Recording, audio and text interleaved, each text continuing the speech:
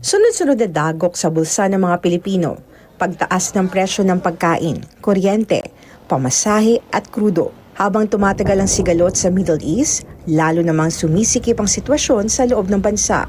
At kung magpapatuloy ito, posible kaya ang mas matinding hakbang ng pamahalaan? Sa isang panayam, diretsahang tinanong si Palace Officer Undersecretary Claire Castro kung posibleng magdeklara ng state of emergency si Pangulong Marcos. At ang sagot, hindi ito imposible.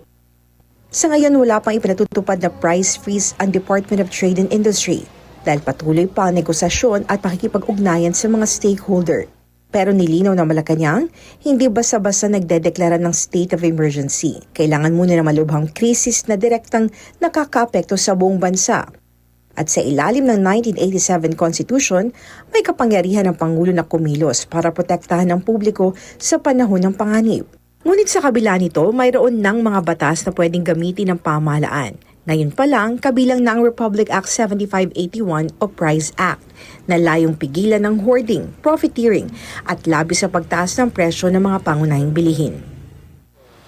Sa ngayon, wala pang nakikitang dahilan para magdeklara ng state of emergency si Pangulong Bongbong Marcos. Ayon kay Palace Officer Undersecretary Claire Castro, nananatiling kontrolado ang pamahalaan sa sitwasyon. Alright, Attorney Sal, is the government in control on top of the situation?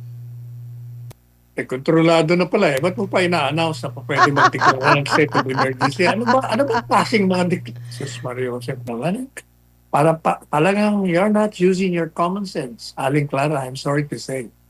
Kung hindi pa, if you're under control, so there's no need for you to be making public announcement that there might be a possibility of declaring the state. Sus, Mario.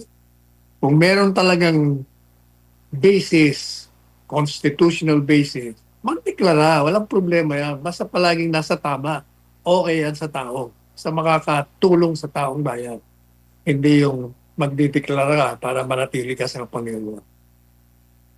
Attorney Sal, kasi nga, yung mga kababayan natin umaaray, no? Hindi lang naman yung mga mahihirap, Attorney Sal, kahit yung mga may kaya, kahit na yung nasa, lalo na yung mga middle class, Attorney Sal, ang problema sa kanila, yung hindi na nila magawa, yung mga sobra nila, o kung nagkakaroon man sila ng surplus noon, wala na silang surplus ngayon. Yung mahihirap, lalo naghihirap. Sabi ni Professor Monsod, Attorney Sal, she's suggesting, Attorney Sal, why not tax yung top 50 na mayayaman dito sa Pilipinas, Attorney Sal, para makatulong sa sitwasyon natin ngayon. Taxing the rich, Attorney Sal, the very, very rich. Are you in favor na tumulong sila, Attorney, sa sitwasyon natin ngayon? Yung mga mayayaman, kilala natin ang marami sa kanila. Tumutulong yan ang hindi mo papakiusapan o mamanduan.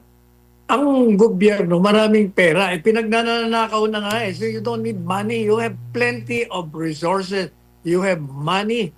Sana makapasok yung isang OFWs na nirepatriate ang sarili niyang pamilya dahil walang tulong na nakuha sa gobyerno.